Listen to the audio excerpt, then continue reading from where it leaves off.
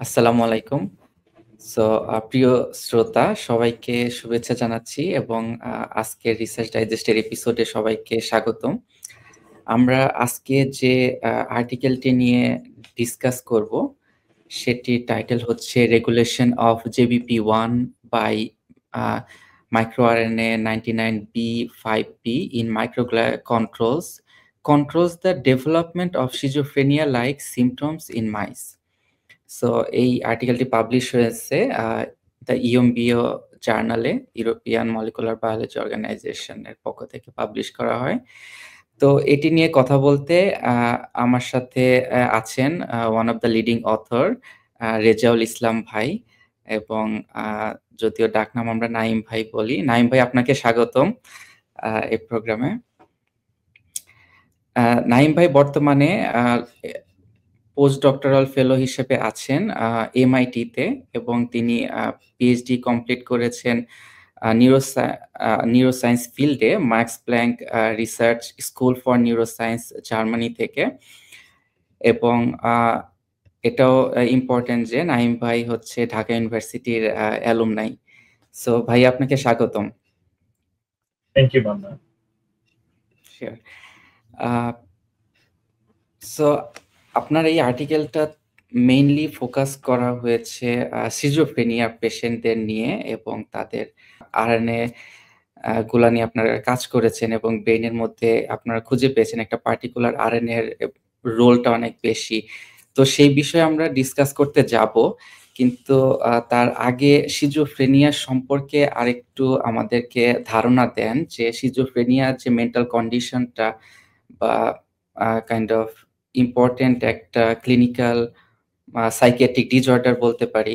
তো এটা আসলে কি, এবং হচ্ছে কি জেনেটিক বা এনভায়রনমেন্টাল ফ্যাক্টর গুলা হচ্ছে এটার পেছনে রোল প্লে করে এই ডিজিজটা হওয়ার পেছনে? থ্যাংক ইউ বান্না। সো খুবই একটা গুরুত্বপূর্ণ প্রশ্ন। সো প্রথমত হচ্ছে স্কিজোফ্রেনিয়া এই হচ্ছে তুমি যেটা বললা, রাইট?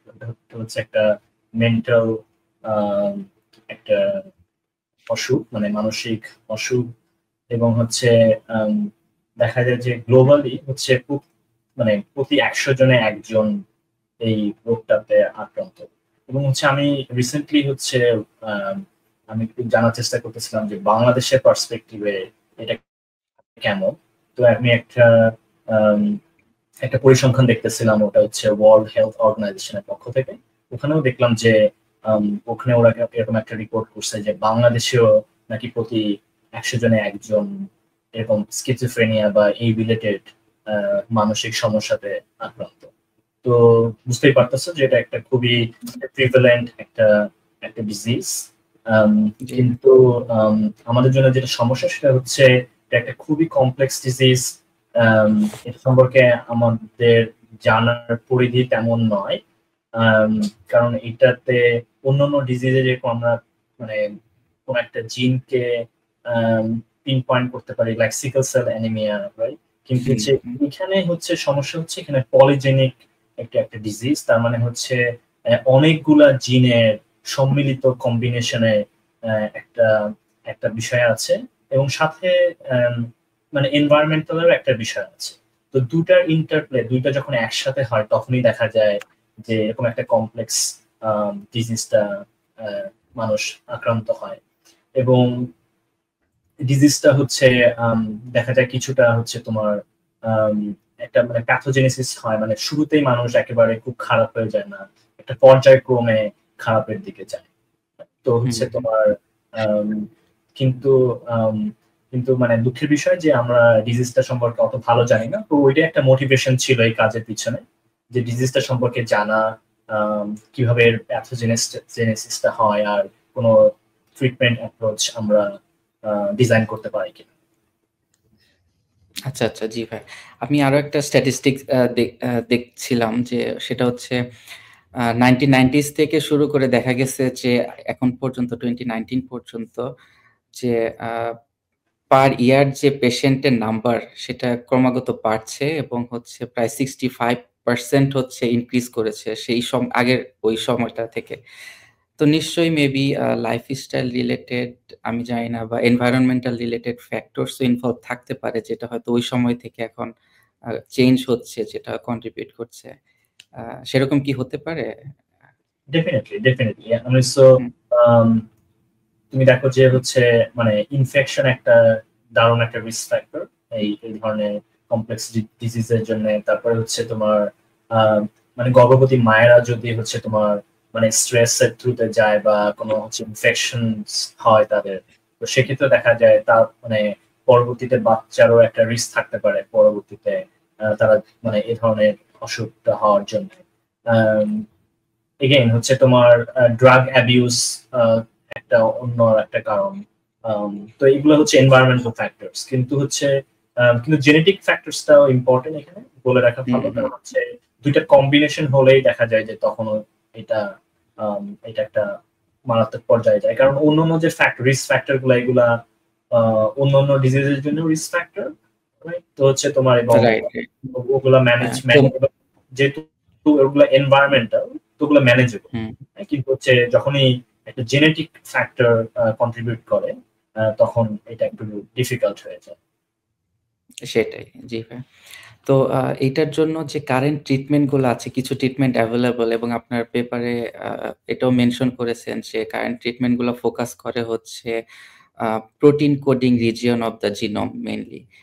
তো এবং আ তো সেই কারেন্ট ট্রিটমেন্ট গুলা নিয়ে আসলে প্রবলেম গুলা কি, কি? এবং আ কি ধরনের প্রবলেম সলভ করতে পারে যে আপনার অ্যাপ্রোচটা লাইক আম আরএনএ বেস থেরাপিউটিক্স অ্যাপ্রোচটা?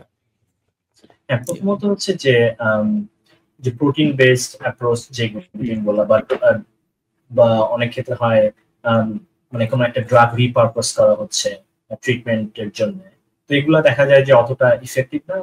অনেকটা কারণ হচ্ছে আমরা যখন পেশেন্ট ডায়াগনোসিস হয় তখন হচ্ছে অলরেডি সে একটা সিভিয়ার পর্যায়ে গেছে। তো আমাদের হচ্ছে ধরো হুম, কোনো বায়োমার্কার নাই যেটা দিয়ে আমরা হচ্ছে প্রথমেই হচ্ছে পেশেন্ট স্টাডিফাই করতে পারবো, যে বুঝার জন্য যে কোন স্টেজ অফ প্যাথোজেনেসিস তারা আছে এবং সেই অনুযায়ী ট্রিটমেন্টটা দেওয়া। কারণ হচ্ছে তুমি যত আর্লি ডায়াগনোস করতে পারবা পেশেন্ট, তো তত হচ্ছে দ্রুত হচ্ছে তোমার ট্রিটমেন্ট অ্যাপ্রোচটা অ্যাপ্লিকেবল হবে।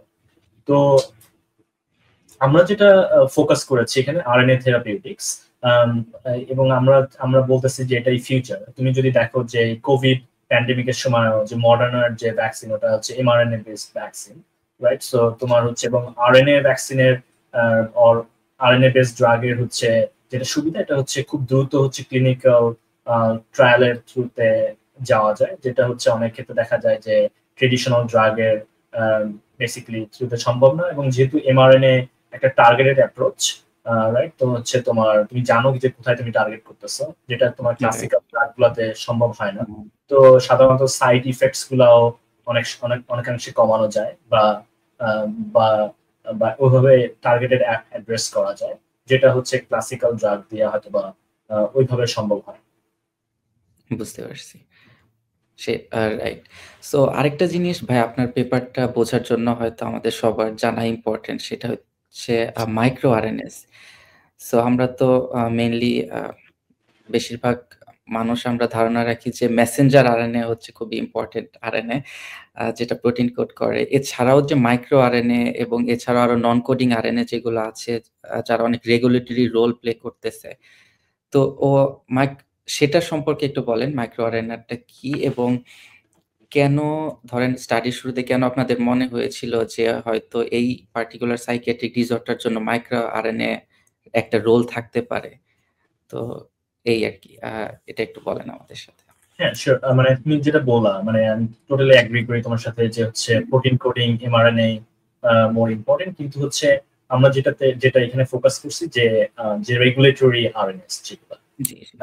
এবং তুমি তুমি নিশ্চয়ই জেনে থাকবা যে তোমার 98% ট্রান্সক্রিপ্টমই হচ্ছে নন কোডিং আরএনএ, যারা হচ্ছে তোমার হচ্ছে প্রোটিন তৈরি করে না। তো এক্সাক্টলি। তাদের মধ্যে হচ্ছে এই নন কোডিং আরএনএ এর মধ্যে হচ্ছে মাইক্রো আরএনএ অন্যতম একটা আরএনএ। এবং হচ্ছে আমার আমার হচ্ছে আহ, মূলত হচ্ছে আমার মানে প্যাশন বলতে পারো মাইক্রো আরএনএ এর উপরে কাজ করা। এটা আমি ডেভেলপ করছি আমি যখন ঢাকা ইউনিভার্সিটি আমি ছিলাম, তখন হচ্ছে আমি প্রফেসর হাসিনা খান ম্যাডামের সাথে আমি থিসিস করেছি, সেখানে আমি মাইক্রো আরএনএর উপর কাজ করেছি। তারপর ওখানে সজীব চক্রবর্তী স্যার ছিলেন, ওখানে আমার তার সাথে একটা কাজ হয়েছে। ওখান থেকে আমার মূলত হচ্ছে মাইক্রো আরএনএর উপরে কাজ করার ইন্টারেস্ট জেগে ওঠে, যেটাই আমি হচ্ছে তোমার পিএইচডি তে আমি কন্টিনিউ করছি। তো তো মাইক্রো আরএনএর যেটা সুবিধা সেটা হচ্ছে এটা ওই মেসেঞ্জার আরএনএ এর সাথে বাইন্ড করতে পারে, করে হচ্ছে ওই মেসেঞ্জার আরএনএ কে মানে রেগুলেট করতে পারে। ওদের হচ্ছে যে তোমার ওই মেসেঞ্জার আরএনএ পরে তো প্রোটিন তৈরি হয়, তো ওই প্রোটিন তৈরি ওই স্টেপটাকে সে ব্লক করে দিতে পারে বা রেগুলেট করতে পারে। তো হচ্ছে যেহেতু তার এরকম একটা ট্রান্সক্রিপশনাল তোমার রেগুলেশন একটা পাওয়ার আছে, এবং সেই জন্য এটা আমাদের একটা বড় ক্যান্ডিডেট। সেকেন্ড ক্যান্ডিডেট হচ্ছে এই কারণে যে আমাদের স্টাডিটা আমরা ডিজাইন করেছিলাম যে আমরা ব্লাড বেসড প্রথমে এক্সপ্রেশনটা দেখবো, কারণ হচ্ছে এটা আমাদেরকে একটা লার্জার স্যাম্পল সাইজে অ্যাক্সেস দেয়। তো মাইক্রোআরএনএটা খুবই স্টেবল। এটা হচ্ছে তোমার তুমি মানে অনেক ফ্রিজ থ সাইকেল করলে তুমি জানো যে অনেক সময় হচ্ছে তোমার মানে তোমার আরএনএ খুবই মানে এটা ড্যামেজ হয়ে যেতে পারে, হচ্ছে বাট মাইক্রোআরএনএ খুবই স্টেবল। তো এটা আরেকটা রিজন।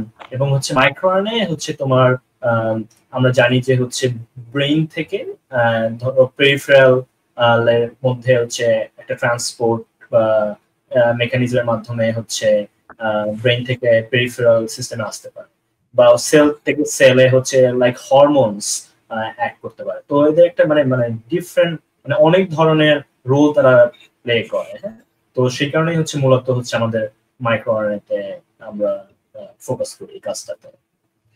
আচ্ছা, আচ্ছা, বুঝতে পারছি। ওয়ান্ডারফুল। সো ভাইয়া, আপনার রেজাল্টের শুরুতেই একটা ইম্পর্টেন্ট আরএনএ আপনারা খুঁজে পান, যেটার হচ্ছে আল্টিমেটলি বিভিন্নভাবে আপনারা দেখেন যে কিভাবে স্কিজোফ্রেনিয়ার সাথে রিলেটেড। সো ওই আরএনএটা কিভাবে আপনারা হচ্ছে আর কি ফাইন্ড আউট করেন বা আইডেন্টিফাই করেন, সেই স্টোরিটা একটু শেয়ার করেন। হ্যাঁ, শিওর। সো এই ক্ষেত্রে হচ্ছে মানে এটা হচ্ছে খুবই একটা মানে কোলাবোরেটিভ এফোর্ট। আমি তুমি পেপারে দেখবা যে আমি ফার্স্ট অথর, আমার সাথে আরো একজন আছে ফার্স্ট অথর। তো এটা একটা টিম এফোর্ট, এবং হচ্ছে এই ক্ষেত্রে হচ্ছে আমরা ওভার 500 তোমার হচ্ছে হিউম্যান সাবজেক্টস অ্যানালাইজ করি। তো সেক্ষেত্রে হচ্ছে আমরা তাদের প্রথমে ব্লাড নেই। ধর আমাদের দুইটা গ্রুপ আছে এই স্টাডিতে। একটা গ্রুপ হচ্ছে যারা মানসিকভাবে সুস্থ, আরেকটা গ্রুপ হচ্ছে যারা হচ্ছে স্কিজোফ্রেনিয়া বা এই রিলেটেড হচ্ছে মানসিক অসুস্থতায় ভুগতেছে। তো তাদের হচ্ছে, এবং এরা লিভিং পেশেন্ট, রাইট, এরা হচ্ছে এখনো তারা বেঁচে আছে। তো তো তাদের আমরা কি করছি, আমরা সেখান থেকে তাদের থেকে ব্লাড নিয়েছি, ব্লাড স্যাম্পল কালেক্ট করেছি। তো ব্লাড স্যাম্পল কালেক্ট করে সেই ব্লাড স্যাম্পল থেকে আমরা আরএনএ প্রথমে তৈরি করে আরএনএ প্রথমে আইসোলেট করেছি, এবং সেই আরএনএ থেকে আমরা পরবর্তীতে সিকোয়েন্সিং করেছি, স্মল আরএনএ বেস সিকোয়েন্সিং, যেটা আমাদেরকে ওই মাইক্রো আরএনএ ডিটেক্ট করতে সাহায্য করছে। কারণ মাইক্রো আরএনএস আর স্মল আরএনএস, এবং এরা হচ্ছে প্রায় 19 থেকে 22 নিউক্লিওটাইডস লং, যেখানে ইউজুয়ালি রেগুলার এমআরএনএস অনেক বড় হয়ে থাকে। তো এই তো আমাদের দুইটা গ্রুপ ছিল, যেটা আমি বললাম যে হচ্ছে তোমার মানসিকভাবে সুস্থ এবং হচ্ছে যারা স্কিজোফ্রেনিয়া, যারা অথবা মানসিকভাবে অসুস্থ। তো এই দুটা গ্রুপ থেকে আমাদের এখন আছে সিকোয়েন্সিং ডেটা তাদের ব্লাড স্যাম্পল থেকে। তো আমরা প্রথমে জানার চেষ্টা করছি এই সিকোয়েন্সিং ডেটা থেকে যে দুইটা গ্রুপের মধ্যে কি পার্থক্য আছে।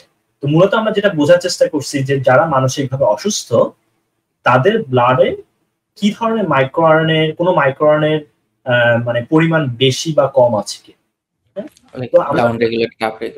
হ্যাঁ, up regulated or down regulated আছে। তো হচ্ছে আমরা যেটা দেখছি যে হচ্ছে স্পেসিফিক্যালি আমরা একটা মানে অনেকগুলো আমরা পেয়েছি মাইক্রোআরএনএ। তো আমরা যেটাতে মূলত ফোকাস করেছি এটার নাম হচ্ছে মাইক্রোআরএনএ 99B 5P।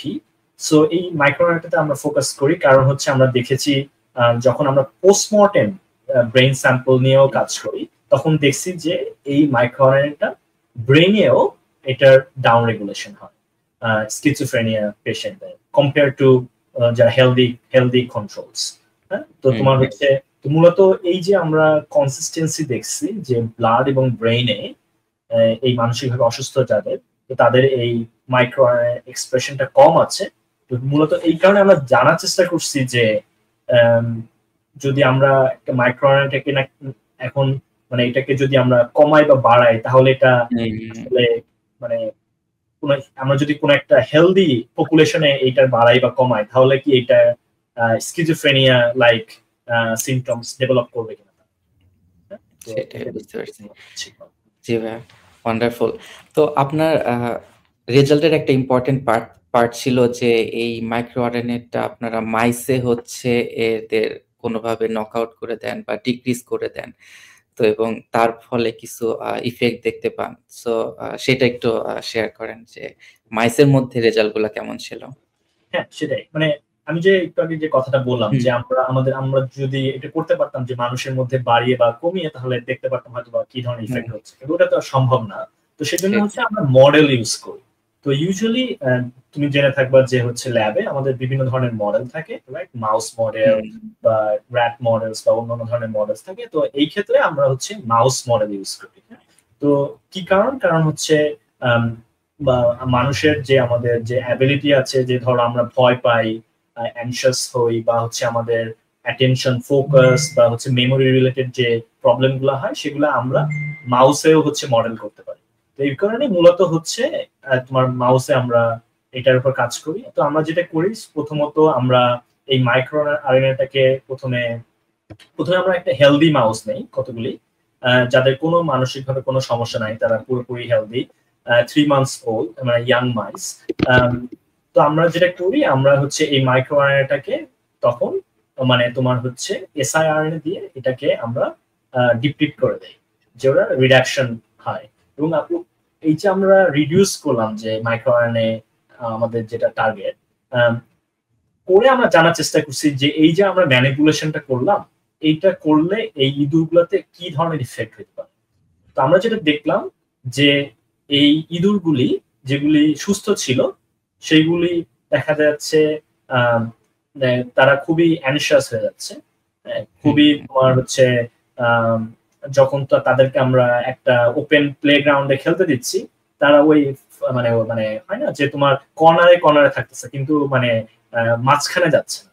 তো যেটা হচ্ছে একটা আচ্ছা, সাইন যে তুমি তুমি অ্যানশিয়াস। এইভাবে আমরা জুড়ে হচ্ছে টেস্ট করে থাকি। তো আমাদের কন্ট্রোল মাইস ছিল যাদেরকে আমরা ইনজেক্ট করছি কিন্তু যাদেরকে হচ্ছে তোমার একটা কি বলে একটা শ্যাম কন্ট্রোল ছিল, স্ক্যাম্বেল হুম। আর কন্ট্রোল ছিল। তো তাদের কম্পারিজনে আমরা দেখতেছি যে এই ইঁদুরগুলি অ্যাংজাইটি শো করতেছে, ডিফারেন্ট বিহেভিয়ার করতেছে। প্লাস ডিফারেন্ট হয়তো বিহেভিয়ার করতেছে। এবং হচ্ছে আমরা যেটা ইন্টারেস্টিংলি দেখছি সেটা হচ্ছে এই ইঁদুরগুলির মধ্যে স্কিজোফ্রেনিক একটা বিহেভিয়ারও আমরা দেখতে পাইছি। তো সেটা কিরকম? সেটা হচ্ছে ধরো আম, ধরো আম, ধরো ইউজুয়ালি হচ্ছে ধরো স্কিজোফ্রেনিক পেশেন্টের যেটা হয় সেটা হচ্ছে তোমার তারা যখন একটা আহ, মানে ইন জেনারেল ওভারঅল হচ্ছে জেনারেলি আমরা যখন একটা লাউড সাউন্ড শুনি আমরা খুবই আচমকা শুনলে আমরা খুবই হুম, হতবাক হয়ে যাই, রাইট? তো দেখা যায় যে স্কিজোফ্রেনিক পেশেন্ট যারা তো তাদের মধ্যে এই রেসপন্সটা আইদার অনেক কম থাকে অথবা বেশি থাকে। তো মূলত বেশিরভাগ ক্ষেত্রে এই রেসপন্সটা কম থাকে, মানে তারা হচ্ছে এই রেসপন্সটা দেখায় না। এটাকে বলে প্রি পালস ইনহিবিশন।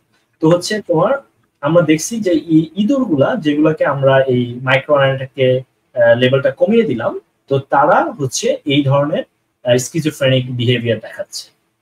তো পরবর্তীতে আমরা যখন দেখলাম যে এই ইঁদুরগুলির মধ্যে এরকম ফিনোটাইপ আমরা দেখছি তখন আমরা চিন্তা করলাম যে আম, আমরা আমরা কি তাহলে এখন মানে ট্রান্সক্রিপ্টোম মানে পর্যায়ে দেখতে পারি, মানে আমরা যদি এখন ট্রান্সক্রিপ্টোমিক্স অ্যানালাইসিস করি তাহলে কি ধরনের চেঞ্জ দেখবো।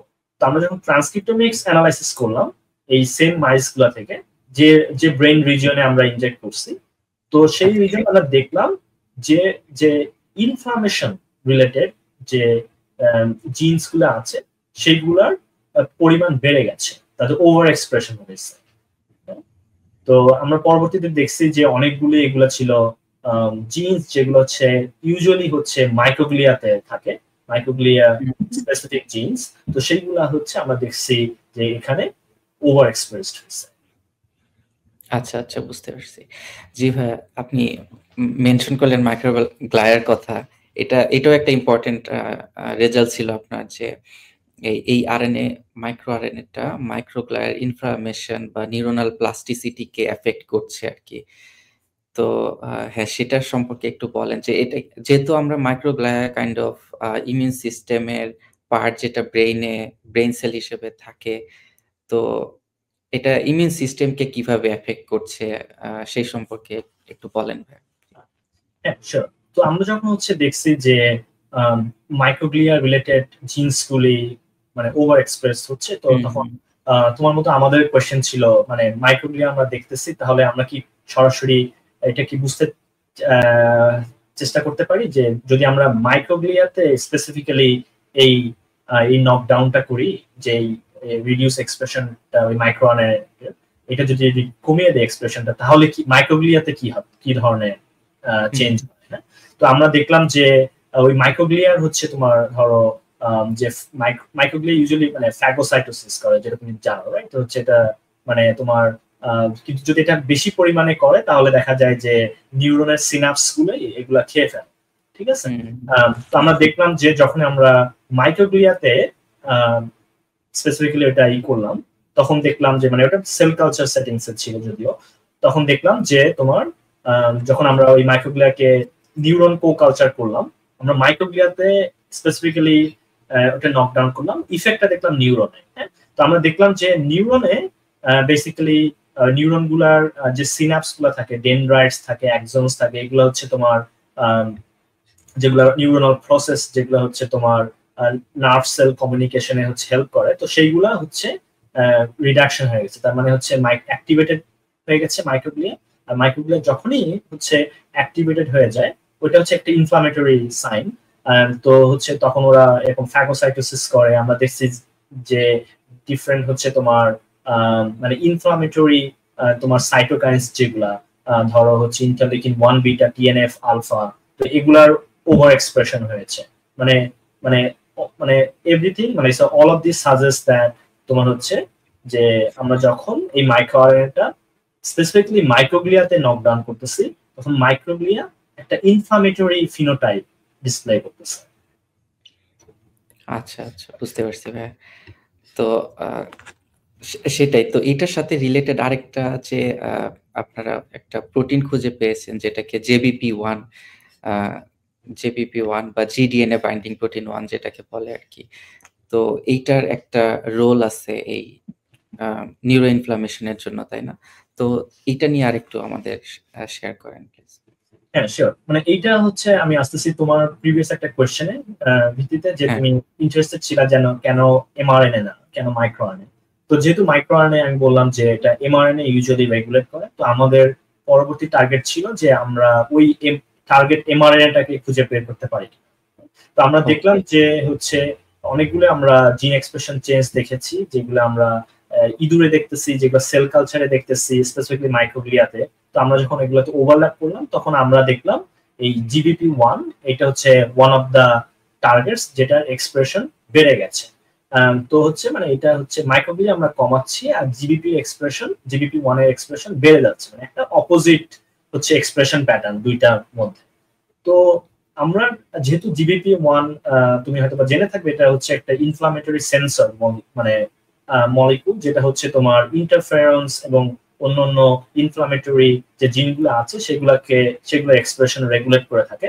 তো তো আমরা একটা হাইপোথিসিস দাঁড় করলাম, maybe GBP 1 could be the target.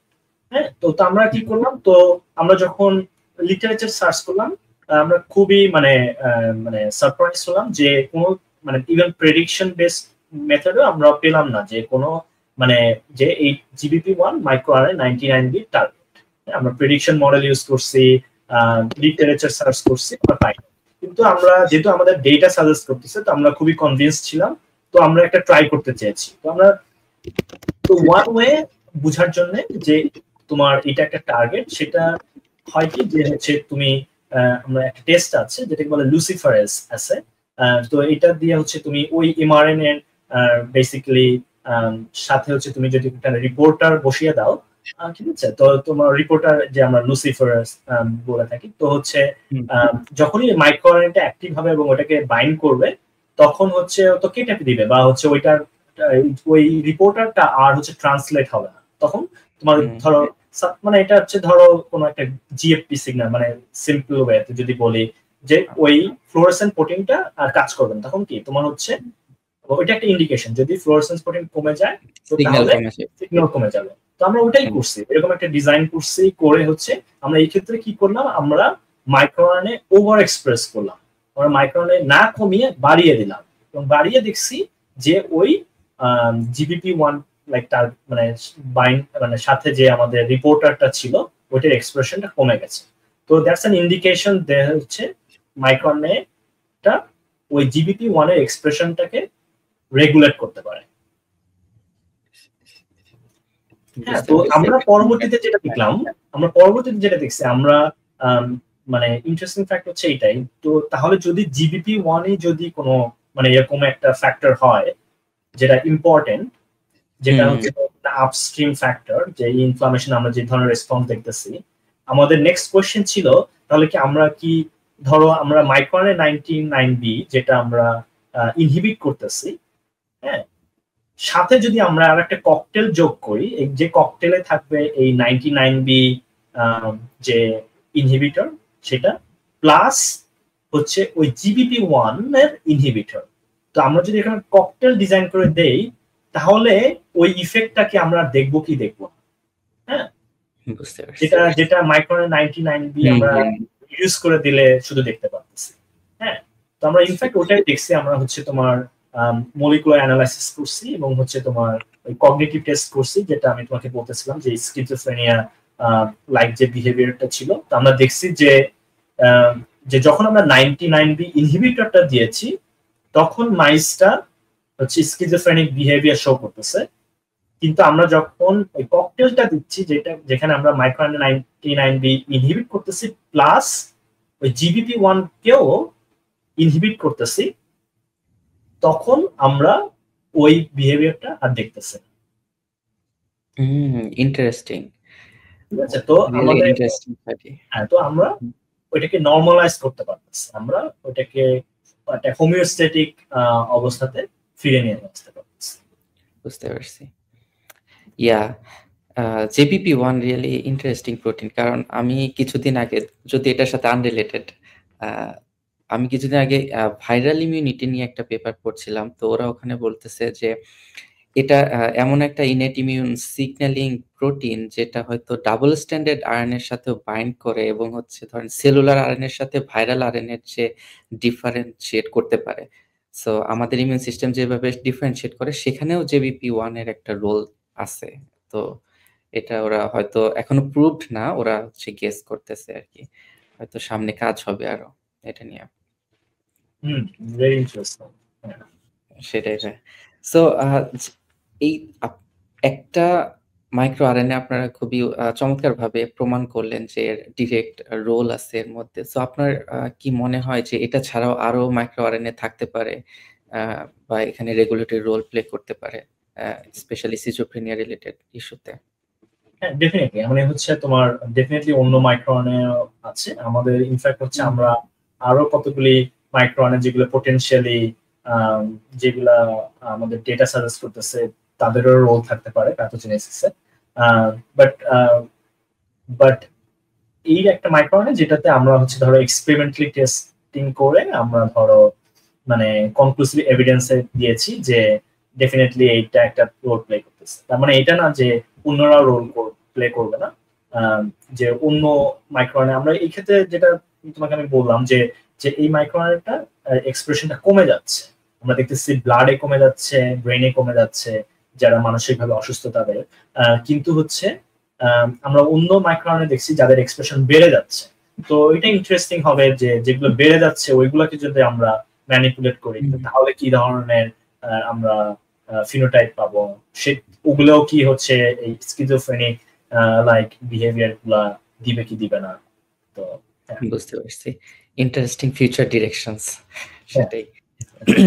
তো ভাইয়া আপনার ধরেন এই পার্টিকুলার স্টাডি বা এটা যদি আমরা বিবেচনা করি, তো এটা কিভাবে আমাদেরকে একটা ধরেন নিউ থেরাপিউটিক্স ডেভেলপমেন্টে হেল্প করতে পারে এগেইনস্ট স্পেশালি সিজোফ্রেনিয়া এই ডিজিজটা?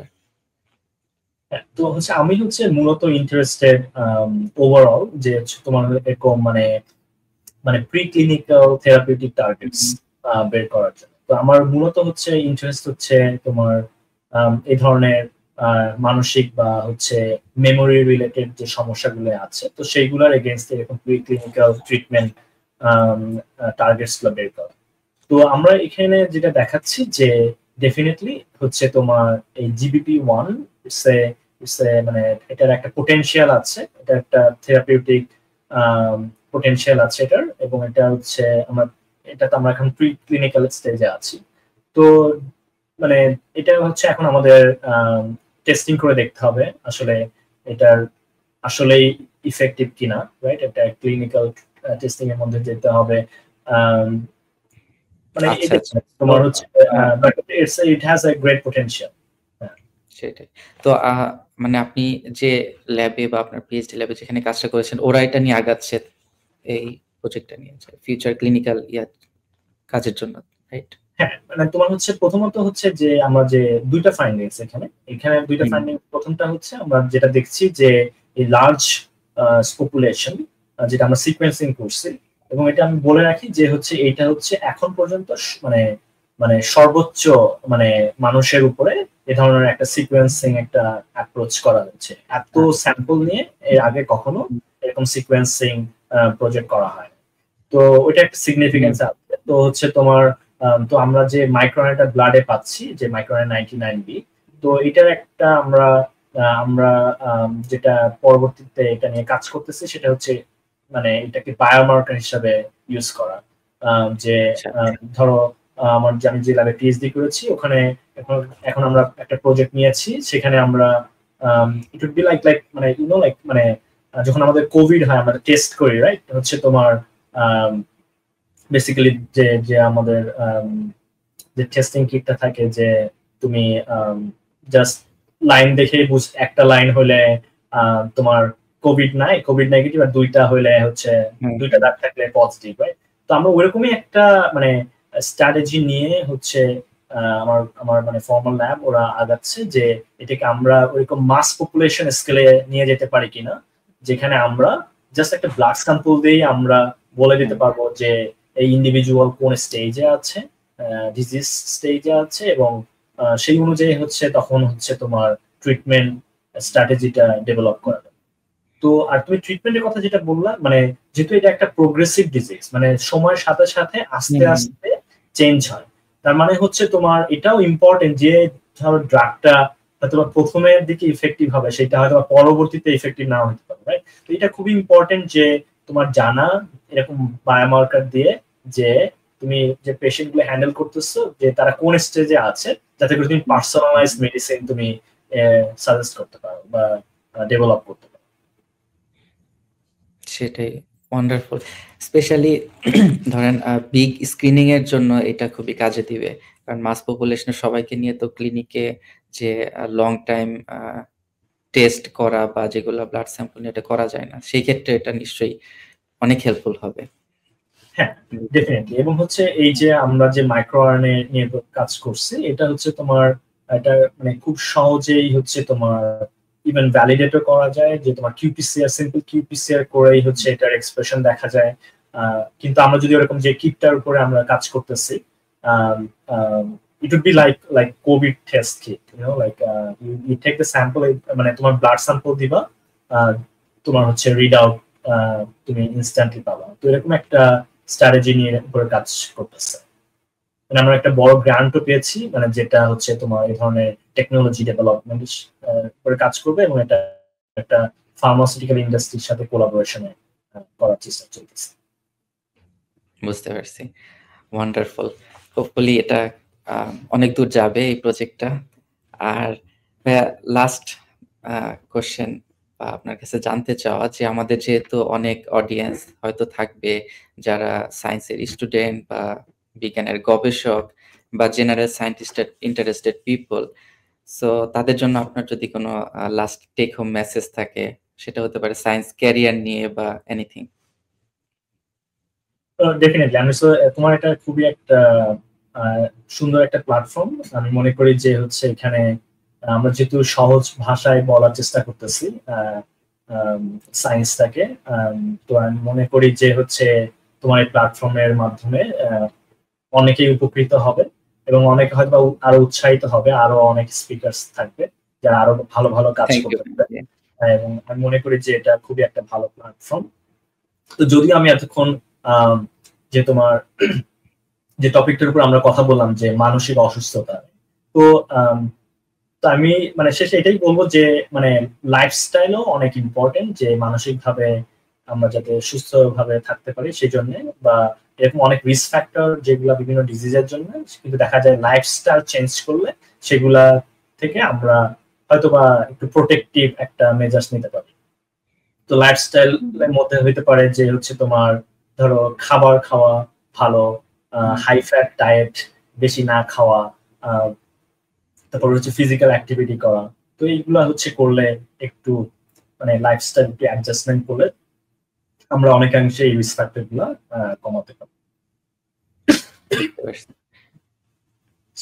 থ্যাংক ইউ ভাই। সেটাই, আমাদের সবার স্বাস্থ্যের প্রতি সচেতন হতে হবে আরো। স্বাস্থ্যই সকল সুখের মূল, এই প্রবাদ বাক্য আসলে সব সময়ের জন্য সত্য। নাইম ভাই, থ্যাংক ইউ সো মাচ আমার এখানে এসে আপনার রিসার্চটা খুব সুন্দরভাবে সহজে সবার সামনে প্রেজেন্ট করার জন্য, কথা বলার জন্য। আবার কথা হবে ইনশাল্লাহ। সবাইকে ধন্যবাদ আমাদের সাথে জয়েন করার জন্য এবং দেখার জন্য। Thank you all.